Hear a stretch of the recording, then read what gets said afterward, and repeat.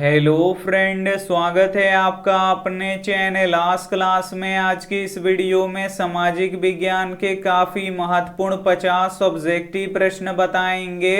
ये जो 50 ऑब्जेक्टिव प्रश्न है ये आपके फाइनल बोर्ड परीक्षा के लिए काफ़ी महत्वपूर्ण है। तो एक भी प्रश्न आप लोग इसकी मत कीजिएगा। वीडियो को प्लीज़ आप लोग शुरू से लेके अंत तक देखिएगा और इसमें से जो भी प्रश्न आपको याद ना हो तो प्लीज़ आप लोग उसे नोटबुक पे लिख के जरूर याद कर लीजिएगा। और चैनल को अभी तक आप सब्सक्राइब नहीं किए हैं तो चैनल को सब्सक्राइब कर लीजिएगा। और सब्सक्राइब करने के बाद एक बेल आइकन आता है तो बेल आइकन को दबा के ऑल पे कर लीजिएगा, ताकि जब भी लाइव क्लास हो तो आपके पास नोटिफिकेशन पहुंचता रहे।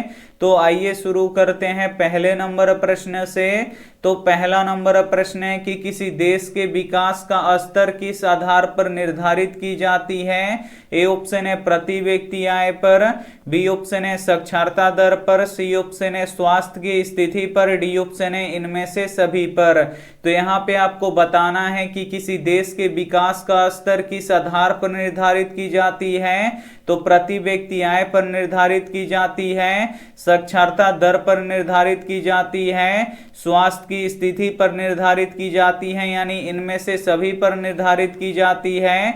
यहाँ पे डी वाला ऑप्शन बिल्कुल ही सही हो जाएगा। ये देखते हैं अगला प्रश्न दो नंबर प्रश्न है कि जनसंख्या वृद्धि से आर्थिक विकास की गति कैसी हो जाती है। ए ऑप्शन है तीव्र हो जाती है, बी ऑप्शन है मंद हो जाती है, सी ऑप्शन है सामान्य रहती है, डी ऑप्शन है कुछ भी नहीं होता है। यहाँ पे आपको बताना है कि जनसंख्या वृद्धि से आर्थिक विकास की गति कैसी होती है। तो मंद हो जाती है, इसे आपको याद रखना है। यहाँ पे बी वाला ऑप्शन बिल्कुल ही सही हो जाएगा। ये देखते हैं अगला प्रश्न तीन नंबर प्रश्न है कि निम्न में से कौन मिश्रित अर्थव्यवस्था के अंतर्गत आते हैं। ए ऑप्शन है निजी क्षेत्र, बी ऑप्शन है सार्वजनिक क्षेत्र, सी ऑप्शन है दोनों, डी ऑप्शन है इनमें से कोई नहीं। तो यहाँ पे आपको बताना है कि निम्न में से कौन मिश्रित अर्थव्यवस्था के अंतर्गत आते हैं। तो निजी क्षेत्र यानी प्राइवेट क्षेत्र और सार्वजनिक यानी सरकारी दोनों क्षेत्र आते हैं। तो यहाँ पे सी वाला ऑप्शन बिल्कुल ही सही हो जाएगा। ये देखते हैं अगला प्रश्न चार नंबर प्रश्न है कि कौन सा देश विकसित अर्थव्यवस्था का उदाहरण है। ए ऑप्शन है भारत, बी ऑप्शन है अमेरिका, सी ऑप्शन है नेपाल, डी ऑप्शन है पाकिस्तान। तो यहाँ पे आपको बताना है कि कौन सा देश विकसित अर्थव्यवस्था का उदाहरण है। तो अमेरिका है, इसे आपको याद रखना है। यहाँ पे बी वाला ऑप्शन बिल्कुल ही सही हो जाएगा। और भारत विकासशील देश है, तो ये भी साथ में आपको याद रखना है। आइए देखते हैं अगला प्रश्न पांच नंबर प्रश्न है कि भारत की प्रथम पंचवर्षीय योजना का कार्यकाल कितना था। ए ऑप्शन है 1950 से 1955, बी ऑप्शन है 1951 से 1956, सी ऑप्शन है 1952 से 1957, डी ऑप्शन है 1954 से 1959। तो यहाँ पे आपको बताना है कि भारत की प्रथम पंचवर्षीय योजना का कार्यकाल कितना था। तो 1951 से 1956 था। यहाँ पे बी वाला ऑप्शन बिल्कुल ही सही हो जाएगा। सामाजिक विज्ञान के काफी महत्वपूर्ण 50 ऑब्जेक्टिव प्रश्न बताएंगे। तो एक भी प्रश्न आप लोग इसकी मत कीजिएगा। वीडियो को प्लीज आप लोग शुरू से लेके अंत तक देखिएगा। और अभी तक आप हमारे व्हाट्सएप ग्रुप में नहीं जुड़े हैं तो ये हमारा व्हाट्सएप नंबर है, इस पे आपको बोलना है कि सर हमें ग्रुप में जोड़ दीजिए, तो हम आपको ग्रुप में जोड़ देंगे। और वीडियो को अभी तक आप लाइक नहीं किए हैं तो प्लीज आप लोग वीडियो को लाइक भी कर दीजिएगा। आइए देखते हैं अगला प्रश्न 6 नंबर प्रश्न है कि भारत की प्रमुख आर्थिक समस्या क्या है। ए ऑप्शन है निर्धनता, बी ऑप्शन है बेरोजगारी, सी ऑप्शन है दोनों, डी ऑप्शन है इनमें से कोई नहीं। तो यहाँ पे आपको बताना है कि भारत की प्रमुख आर्थिक समस्या क्या है। तो निर्धनता और बेरोजगारी दोनों है, इसे आपको याद रखना है। यहाँ पे सी वाला ऑप्शन बिल्कुल ही सही हो जाएगा। ये देखते हैं अगला प्रश्न 7 नंबर प्रश्न है कि विनिमय का सर्वोत्तम माध्यम क्या है। ए ऑप्शन है वस्तु, बी ऑप्शन है मुद्रा, सी ऑप्शन है चेक, डी ऑप्शन है हुंडी। तो यहाँ पे आपको बताना है कि विनिमय का सर्वोत्तम माध्यम क्या है, तो विनिमय का सर्वोत्तम माध्यम मुद्रा होता है, इसे आपको याद रखना है। यहाँ पे बी वाला ऑप्शन बिल्कुल ही सही हो जाएगा। आइए देखते हैं अगला प्रश्न 8 नंबर प्रश्न है कि विकासशील देशों की कार्यशील जनसंख्या का अधिकांश भाग कार्यरत होता है। ए ऑप्शन है कृषि क्षेत्र में, बी ऑप्शन है औद्योगिक क्षेत्र में, सी ऑप्शन है सेवा क्षेत्र में, डी ऑप्शन है इनमें से सभी में। तो यहाँ पे आपको बताना है कि विकासशील देशों की कार्यशील जनसंख्या का अधिकांश भाग कार्यरत होता है, तो सेवा क्षेत्र में कार्यरत होता है, इसे आपको याद रखना है। और सेवा क्षेत्र को तृतीय क्षेत्र कहा जाता है, तो ये भी साथ में आपको याद रखना है। आइए देखते हैं अगला प्रश्न 9 नंबर प्रश्न है कि इनमें से कौन नवीकरणीय संसाधन है। ए ऑप्शन है खनिज तेल, बी ऑप्शन है कोयला, सी ऑप्शन है वन, डी ऑप्शन है इनमें से कोई नहीं। तो इसमें से आपको बताना है कि कौन नवीकरणीय संसाधन है, यानी कौन कभी खत्म नहीं होगा और जो एक बार खत्म हो जाएगा उसे हम पुनः उत्पादन या बना सकते हैं। तो जो वन होता है ये नवीकरणीय संसाधन होता है, इसे हम बार बार उपयोग कर सकते हैं और बार बार इसे उगा भी सकते हैं। यहाँ पे सी वाला ऑप्शन बिल्कुल ही सही हो जाएगा। ये देखते हैं अगला प्रश्न 10 नंबर प्रश्न है कि कृषि कार्य के लिए भारत की कौन सी मिट्टी सबसे अधिक महत्वपूर्ण है। ए ऑप्शन है काली मिट्टी, बी ऑप्शन है लाल मिट्टी, सी ऑप्शन है जलोढ़ मिट्टी, डी ऑप्शन है पहाड़ी मिट्टी। तो यहाँ पे आपको बताना है कि कृषि कार्य के लिए भारत की कौन सी मिट्टी सबसे अधिक महत्वपूर्ण है। तो जलोढ़ मिट्टी सबसे अधिक महत्वपूर्ण है, क्योंकि जो जलोढ़ मिट्टी होती है ये सर्वाधिक उपजाऊ मिट्टी होती है। यहाँ पे सी वाला ऑप्शन बिल्कुल ही सही हो जाएगा। आइए देखते हैं अगला प्रश्न 11 नंबर प्रश्न है कि इनमें से कौन उत्तराखंड का अभयारण्य है। ए ऑप्शन है कार्बेट, बी ऑप्शन है कान्हा, सी ऑप्शन है शिवपुरी, डी ऑप्शन है रणथंभौर। तो यहाँ पे आपको बताना है कि इनमें से कौन उत्तराखंड का अभयारण्य है। तो कार्बेट है, इसे आपको याद रखना है। यहाँ पे ए वाला ऑप्शन बिल्कुल ही सही हो जाएगा। आइए देखते हैं अगला प्रश्न 12 नंबर प्रश्न है कि इनमें से कौन वन्य जीव नहीं है। ए ऑप्शन है भेड़िया, बी ऑप्शन है भालू, सी ऑप्शन है हाथी, डी ऑप्शन है गाय। तो यहाँ पे आपको बताना है कि इनमें से कौन वन्य जीव नहीं है। तो भेड़िया वन्य जीव है, भालू भी वन्य जीव है, हाथी भी वन्य जीव है, लेकिन जो गाय होती है ये वन्य जीव नहीं होती है। यहाँ पे डी वाला ऑप्शन बिल्कुल ही सही हो जाएगा। आइए देखते हैं अगला प्रश्न 13 नंबर प्रश्न है कि पृथ्वी पर किस खनिज की प्रधानता है। ए ऑप्शन है धात्विक, बी ऑप्शन है अधात्विक, सी ऑप्शन है कार्बनिक, डी ऑप्शन है इनमें से सभी। तो यहाँ पे आपको बताना है कि पृथ्वी पर किस खनिज की प्रधानता है। तो पृथ्वी पर धात्विक खनिज की प्रधानता है, इसे आपको याद रखना है। पृथ्वी पर धात्विक खनिज सबसे अधिक पाई जाती है, तो यहाँ पे ए वाला ऑप्शन बिल्कुल ही सही हो जाएगा। आइए देखते हैं अगला प्रश्न 14 नंबर प्रश्न है कि रानीगंज कोयला क्षेत्र किस राज्य में है। ए ऑप्शन है झारखंड में, बी ऑप्शन है पश्चिम बंगाल में, सी ऑप्शन है कर्नाटक में, डी ऑप्शन है मध्य प्रदेश में। तो यहाँ पे आपको बताना है कि रानीगंज कोयला क्षेत्र किस राज्य में है। तो पश्चिम बंगाल में है, इसे आपको याद रखना है। यहाँ पे बी वाला ऑप्शन बिल्कुल ही सही हो जाएगा। एक प्रश्न ये भी पूछा जाता है कि फाल्टा विशेष आर्थिक क्षेत्र कहाँ है। तो पश्चिम बंगाल में है, तो ये भी साथ में आपको याद रखना है। आइए देखते हैं अगला प्रश्न 15 नंबर प्रश्न है कि डिगबोई तेल क्षेत्र किस राज्य में स्थित है। ए ऑप्शन है असम में, बी ऑप्शन है गुजरात में, सी ऑप्शन है केरल में, डी ऑप्शन है आंध्र प्रदेश में। तो यहाँ पे आपको बताना है कि डिगबोई तेल क्षेत्र किस राज्य में स्थित है। तो ये असम राज्य में स्थित है, इसे आपको याद रखना है।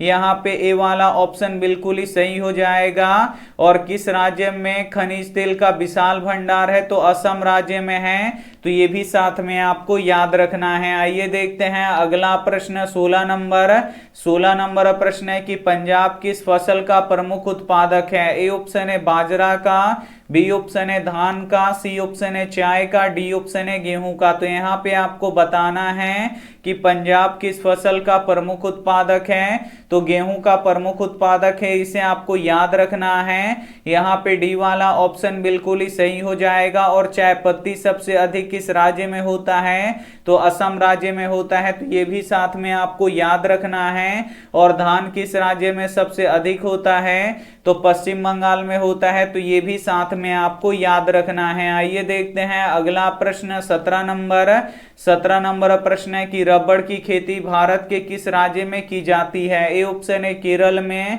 बी ऑप्शन है गुजरात में, सी ऑप्शन है आंध्र प्रदेश में, डी ऑप्शन है छत्तीसगढ़ में। तो यहाँ पे आपको बताना है कि रबड़ की खेती भारत के किस राज्य में की जाती है, तो केरल राज्य में की जाती है। यहाँ पे ए वाला ऑप्शन बिल्कुल ही सही हो जाएगा। और केरल में मसाला सबसे अधिक होता है, तो ये भी साथ में आपको याद रखना है। आइए देखते हैं अगला प्रश्न 18 नंबर प्रश्न है कि झूम की खेती कहाँ की जाती है। ए ऑप्शन है पूर्वी पहाड़ी राज्यों में, बी ऑप्शन है पश्चिमी पठारी राज्यों में, सी ऑप्शन है गंगा के मैदानों में, डी ऑप्शन है पंजाब और हरियाणा में। तो यहाँ पे आपको बताना है कि झूम खेती कहाँ की जाती है, तो पूर्वी पहाड़ी राज्यों में की जाती है, इसे आपको याद रखना है। यहाँ पे ए वाला ऑप्शन बिल्कुल ही सही हो जाएगा। ये देखते हैं अगला प्रश्न 19 नंबर प्रश्न है कि वर्साई की संधि कब हुई थी। ए ऑप्शन है 1915 में, बी ऑप्शन है 1916 में, सी ऑप्शन है 1919 में, डी ऑप्शन है 1920 में। तो यहाँ पे आपको बताना है कि वर्साई की संधि कब हुई थी, तो वर्साई की संधि 1919 में हुई थी, इसे आपको याद रखना है। यहाँ पे सी वाला ऑप्शन बिल्कुल ही सही हो जाएगा। आइए देखते हैं अगला प्रश्न 20 नंबर प्रश्न है कि लाल सेना का गठन किसने किया था। ए ऑप्शन है कार्ल मार्क्स ने, बी ऑप्शन है स्टालिन ने, सी ऑप्शन है ट्राटस्की ने, डी ऑप्शन है केरेंस्की ने। तो यहाँ पे आपको बताना है कि लाल सेना का गठन किसने किया था, तो लाल सेना का गठन ट्राटस्की ने किया था, इसे आपको याद रखना है। यहाँ पे सी वाला ऑप्शन बिल्कुल ही सही हो जाएगा। आइए देखते हैं अगला प्रश्न 21 नंबर प्रश्न है कि ऑल इंडिया मुस्लिम लीग की स्थापना किस वर्ष हुआ था। ए ऑप्शन है 1906 में, बी ऑप्शन है 1907 में, सी ऑप्शन है 1908 में, डी ऑप्शन है 1910 में। तो यहाँ पे आपको बताना है कि ऑल इंडिया मुस्लिम लीग की स्थापना किस वर्ष हुआ था, तो 1906 ईस्वी में हुआ था, इसे आपको याद रखना है। यहाँ पे ए वाला ऑप्शन बिल्कुल ही सही हो जाएगा। आइए देखते हैं अगला प्रश्न 22 नंबर प्रश्न है कि गैरीवाल्डी पेशे से क्या था। ए ऑप्शन है सिपाही, बी ऑप्शन है नाविक, सी ऑप्शन है किसान, डी ऑप्शन है जमींदार। तो यहाँ पे आपको बताना है कि गैरीवाल्डी पेशे से क्या था, तो गैरीवाल्डी पेशे से नाविक था, इसे आपको याद रखना है। यहाँ पे बी वाला ऑप्शन बिल्कुल ही सही हो जाएगा। आइए देखते हैं अगला प्रश्न 23 नंबर प्रश्न है कि Tata iron and steel company की स्थापना कब हुआ। ए ऑप्शन है 1854 में, बी ऑप्शन है 1907 में, सी ऑप्शन है 1915 में, डी ऑप्शन है 1920 में। तो यहाँ पे आपको बताना है कि Tata iron and steel company की स्थापना कब हुआ, तो 1907 में हुआ, इसे आपको याद रखना है। यहाँ पे बी वाला ऑप्शन बिल्कुल ही सही हो जाएगा। ये देखते हैं अगला प्रश्न 24 नंबर प्रश्न है कि अखिल भारतीय ट्रेड यूनियन कांग्रेस की स्थापना कब हुआ। ए ऑप्शन है 1885 में, बी ऑप्शन है 1920 में, सी ऑप्शन है 1848 में, डी ऑप्शन है 1881 में। तो यहाँ पे आपको बताना है कि अखिल भारतीय ट्रेड यूनियन कांग्रेस की स्थापना कब हुआ, तो 1920 में हुआ, इसे आपको याद रखना है। यहाँ पे बी वाला ऑप्शन बिल्कुल ही सही हो जाएगा। आइए देखते हैं अगला प्रश्न 25 नंबर प्रश्न है कि जनसंख्या घनत्व कहाँ सबसे अधिक होता है। ए ऑप्शन है ग्राम में, बी ऑप्शन है कस्बा में, सी ऑप्शन है नगर में, डी ऑप्शन है महानगर में। तो यहाँ पे आपको बताना है कि जनसंख्या घनत्व कहाँ सबसे अधिक होता है, तो महानगरों में जनसंख्या घनत्व सबसे अधिक होता है। यहाँ पे डी वाला ऑप्शन बिल्कुल ही सही हो जाएगा। ये देखते हैं अगला प्रश्न 26 26 नंबर प्रश्न है कि फ्रांस के क्रांति का प्रमुख कारण क्या था? ए ऑप्शन है प्रजातंत्र शासन, बी ऑप्शन है निरंकुश शासन, सी ऑप्शन है गिरफ्तारी पत्र, डी ऑप्शन है मनसबदारी। तो यहाँ पे आपको बताना है कि फ्रांस के क्रांति का प्रमुख कारण क्या था? तो निरंकुश शासन था, इसे आपको याद रखना है। यहाँ पे बी वाला ऑप्शन बिल्कुल ही सही हो जाएगा। आइए देखते हैं अगला प्रश्न 27 नंबर प्रश्न है कि लोकसभा में कुल सीटों की संख्या कितनी है? ए ऑप्शन है 545, बी ऑप्शन है 543, सी ऑप्शन है 512, डी ऑप्शन है 532। तो यहाँ पे आपको बताना है कि लोकसभा में कुल सीटों की संख्या कितनी है। तो लोकसभा में कुल सीटों की संख्या 545 है, इसे आपको याद रखना है। यहाँ पे ए वाला ऑप्शन बिल्कुल ही सही हो जाएगा। आइए देखते हैं अगला प्रश्न 28 नंबर प्रश्न है कि इटली एवं जर्मनी वर्तमान में किस महादेश के अंतर्गत आता है? ए ऑप्शन है उत्तरी अमेरिका, बी ऑप्शन है दक्षिणी अमेरिका, सी ऑप्शन है यूरोप, डी ऑप्शन है पश्चिमी एशिया। तो यहाँ पे आपको बताना है कि इटली एवं जर्मनी वर्तमान में किस महादेश के अंतर्गत आता है? तो यूरोप महादेश के अंतर्गत आता है। यहाँ पे सी वाला ऑप्शन बिल्कुल ही सही हो जाएगा। ये देखते हैं अगला प्रश्न 29 नंबर प्रश्न है कि किस देश में जल एक बड़ा मुद्दा बनकर उभरा था? ए ऑप्शन है नाइजीरिया में, बी ऑप्शन है बोलीविया में, सी ऑप्शन है फ्रांस में, डी ऑप्शन है अमेरिका में। तो यहाँ पे आपको बताना है कि किस देश में जल एक बड़ा मुद्दा बनकर उभरा था। तो बोलीविया में उभरा था, इसे आपको याद रखना है। यहाँ पे बी वाला ऑप्शन बिल्कुल ही सही हो जाएगा। ये देखते हैं अगला प्रश्न 30 नंबर प्रश्न है कि इंडो चाइना किस देश का उपनिवेशक था? ए ऑप्शन है अमेरिका का, बी ऑप्शन है फ्रांस का, सी ऑप्शन है इंग्लैंड का, डी ऑप्शन है जापान का। तो यहाँ पे आपको बताना है कि इंडो चाइना किस देश का उपनिवेशक था। तो ये फ्रांस का उपनिवेशक था, इसे आपको याद रखना है। यहाँ पे बी वाला ऑप्शन बिल्कुल ही सही हो जाएगा। ये देखते हैं अगला प्रश्न 31 नंबर प्रश्न है कि किस समझौते ने वियतनाम को दो हिस्सों में बांट दिया? ए ऑप्शन है जनेवा समझौता ने, बी ऑप्शन है हनोई समझौता ने, सी ऑप्शन है लाओस समझौता ने, डी ऑप्शन है इनमें से कोई नहीं। तो यहाँ पे आपको बताना है कि किस समझौते ने वियतनाम को दो भागों में बांट दिया। तो जनेवा समझौता ने बांट दिया, इसे आपको याद रखना है। यहाँ पे ए वाला ऑप्शन बिल्कुल ही सही हो जाएगा। ये देखते हैं अगला प्रश्न 32 नंबर प्रश्न है कि लोकतंत्र सभी नागरिकों को देता है। ए ऑप्शन है समान अवसर, बी ऑप्शन है असमान अवसर, सी ऑप्शन है क्षणिक अवसर, डी ऑप्शन है इनमें से कोई नहीं। तो यहाँ पे आपको बताना है कि लोकतंत्र सभी नागरिकों को देता है तो समान अवसर देता है, इसे आपको याद रखना है। यहाँ पे ए वाला ऑप्शन बिल्कुल ही सही हो जाएगा। ये देखते हैं अगला प्रश्न 33 नंबर प्रश्न है कि स्वतंत्रता के पूर्व भारतीय अर्थव्यवस्था कैसी थी? ए ऑप्शन है कृषि प्रधान, बी ऑप्शन है उद्योग प्रधान, सी ऑप्शन है व्यवसाय प्रधान, डी ऑप्शन है इनमें से कोई नहीं। तो यहाँ पे आपको बताना है कि स्वतंत्रता के पूर्व भारतीय अर्थव्यवस्था कैसी थी। तो जो भारतीय अर्थव्यवस्था थी ये कृषि प्रधान थी, इसे आपको याद रखना है। यहाँ पे ए वाला ऑप्शन बिल्कुल ही सही हो जाएगा। ये देखते हैं अगला प्रश्न 34 नंबर प्रश्न है कि भारत में एक संगठित पूंजी बाजार है। ए ऑप्शन है मुंबई, बी ऑप्शन है पटना, सी ऑप्शन है कोलकाता, डी ऑप्शन है दिल्ली। तो यहाँ पे आपको बताना है कि भारत में एक संगठित पूंजी बाजार है तो मुंबई है, इसे आपको याद रखना है। यहाँ पे ए वाला ऑप्शन बिल्कुल ही सही हो जाएगा। ये देखते हैं अगला प्रश्न 35 नंबर प्रश्न है कि उपभोक्ताओं का सदैव क्या होता है? ए ऑप्शन है शोषण, बी ऑप्शन है दोहन, सी ऑप्शन है उत्पीड़न, डी ऑप्शन है सभी। तो यहाँ पे आपको बताना है कि उपभोक्ताओं का सदैव क्या होता है। तो शोषण भी होता है, दोहन भी होता है, उत्पीड़न भी होता है, यानी इनमें से सभी होता है। तो यहाँ पे डी वाला ऑप्शन बिल्कुल ही सही हो जाएगा। ये देखते हैं अगला प्रश्न 36 नंबर प्रश्न है कि सरकार की नवीन आर्थिक नीति का अंग है। ए ऑप्शन है निजीकरण, बी ऑप्शन है वैश्वीकरण, सी ऑप्शन है उदारीकरण, डी ऑप्शन है इनमें से सभी। तो यहाँ पे आपको बताना है कि सरकार की नवीन आर्थिक नीति का अंग है। तो तो निजीकरण भी है, वैश्वीकरण भी है, उदारीकरण भी है, यानी इनमें से सभी है। तो यहाँ पे डी वाला ऑप्शन बिल्कुल ही सही हो जाएगा। आइए देखते हैं अगला प्रश्न 37 नंबर।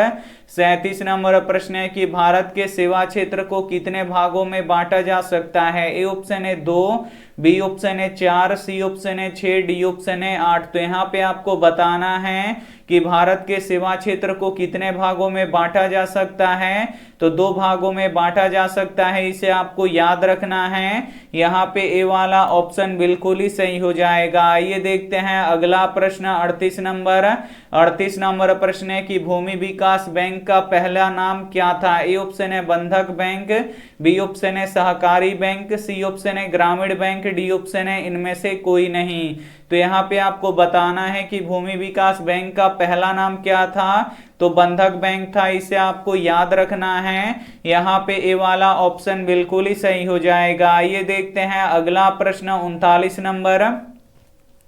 39 नंबर प्रश्न है कि मुद्रा एक अच्छा, ए ऑप्शन है रियायत है, बी ऑप्शन है मालिक है, सी ऑप्शन है राजा है, डी ऑप्शन है सेवक है। तो यहाँ पे आपको बताना है कि मुद्रा एक अच्छा, तो मुद्रा एक अच्छा सेवक है। यहाँ पे डी वाला ऑप्शन बिल्कुल ही सही हो जाएगा। आइए देखते हैं अगला प्रश्न 40 नंबर।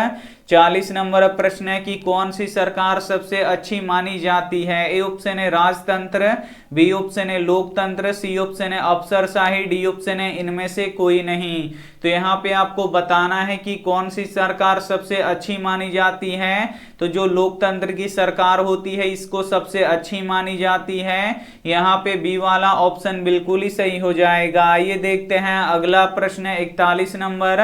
41 नंबर प्रश्न है कि क्षेत्रवाद की भावना का एक कुपरिमाण है। ए ऑप्शन है अपने क्षेत्र से लगाव, बी ऑप्शन है राष्ट्रहित, सी ऑप्शन है राष्ट्रीय एकता, डी ऑप्शन है अलगाववाद। तो यहाँ पे आपको बताना है कि क्षेत्रवाद की भावना का एक कुपरिमाण है तो अलगाववाद है, इसे आपको याद रखना है। यहाँ पे डी वाला ऑप्शन बिल्कुल ही सही हो जाएगा। आइए देखते हैं अगला प्रश्न 42 नंबर।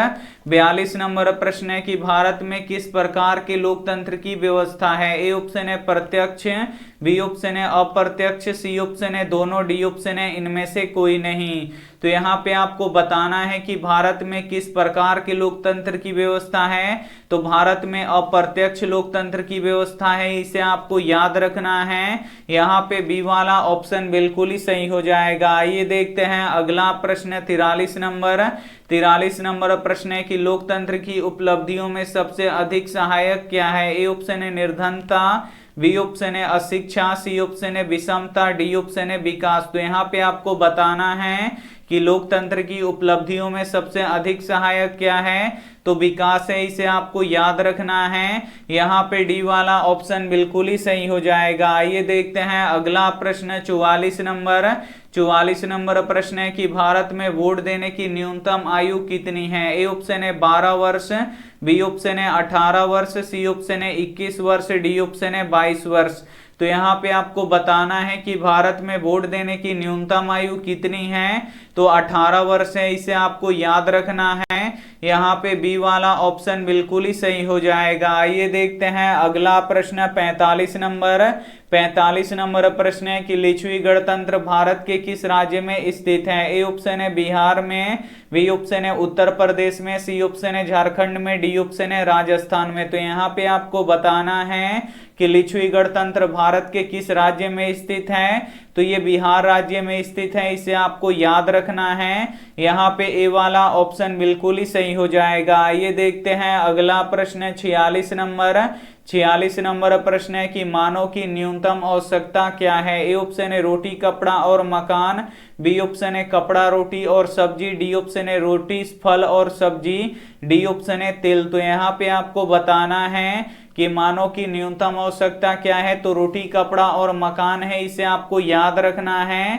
यहाँ पे ए वाला ऑप्शन बिल्कुल ही सही हो जाएगा। आइए देखते हैं अगला प्रश्न 47 नंबर। 47 नंबर प्रश्न है कि एटीएम से पैसे निकाले एवं जमा किए जा सकते हैं। ए ऑप्शन है 24 घंटे, बी ऑप्शन है 6 घंटे, सी ऑप्शन है 12 घंटे, डी ऑप्शन है 9 घंटे। तो यहाँ पे आपको बताना है कि एटीएम से पैसे निकाला एवं जमा किया जा सकता है, तो 24 घंटे पैसे निकाल सकते हैं और जमा भी कर सकते हैं। तो यहाँ पे ए वाला ऑप्शन बिल्कुल ही सही हो जाएगा। आइए देखते हैं अगला प्रश्न 48 नंबर। 48 नंबर प्रश्न है कि नगर निगम के प्रधान को क्या कहा जाता है। ए ऑप्शन है निगम अध्यक्ष, बी ऑप्शन है महापौर, सी ऑप्शन है जिला अध्यक्ष, डी ऑप्शन है मुख्यमंत्री। तो यहाँ पे आपको बताना है कि नगर निगम के प्रधान को क्या कहा जाता है। तो नगर निगम के प्रधान को महापौर कहा जाता है। यहाँ पे बी वाला ऑप्शन बिल्कुल ही सही हो जाएगा। आइए देखते हैं अगला प्रश्न 49 नंबर। 49 नंबर प्रश्न है कि मॉल उपलब्ध कराती है वस्तुओं को। ए ऑप्शन है अलग अलग स्थानों पर, बी ऑप्शन है कुछ वस्तुएं, सी ऑप्शन है एक स्थान पर, डी ऑप्शन है चुनी हुई वस्तुएं। तो यहाँ पे आपको बताना है कि मॉल उपलब्ध कराती है। तो जो मॉल होती है, ये जो वस्तुएं होती हैं, ये एक ही स्थान पर उपलब्ध कराती हैं। यहाँ पे सी वाला ऑप्शन बिल्कुल ही सही हो जाएगा। आइए देखते हैं अंतिम प्रश्न 50 नंबर। 50 नंबर प्रश्न है कि भारत में कौन सी दलीय व्यवस्था है। तो भारत में बहुदलीय व्यवस्था है, इसे आपको याद रखना है। यहाँ पे डी वाला ऑप्शन बिल्कुल ही सही हो जाएगा। सामाजिक विज्ञान के काफी महत्वपूर्ण 50 ऑब्जेक्टिव प्रश्न बता चुके हैं, तो इसमें से जो भी प्रश्न आपको याद ना हो तो प्लीज आप लोग उसे नोटबुक पे लिख के जरूर याद कर लीजिएगा। और ये रहा आपके लिए होमवर्क प्रश्न, इसका जवाब आपको कमेंट बॉक्स में देना है कि इसमें से कौन विनाशकारी आपदा है। ए ऑप्शन है भूस्खलन, बी ऑप्शन है सुनामी, सी ऑप्शन है बाढ़, डी ऑप्शन है भूकंप। तो जो भी ऑप्शन आपको सही लगे वो आप हमें कमेंट करके जरूर बताइएगा। और वीडियो को लाइक नहीं किए तो प्लीज आप लोग वीडियो को लाइक कीजिए, अपने दोस्तों के पास इस वीडियो को जरूर शेयर कीजिए। और चैनल को अभी तक आप सब्सक्राइब नहीं किए हैं तो चैनल को सब्सक्राइब कीजिए। Thank you for watching. मिलते हैं अगले वीडियो में, तब तक अपना ध्यान रखिए, मन लगा के पढ़ाई कीजिए। Take care and bye.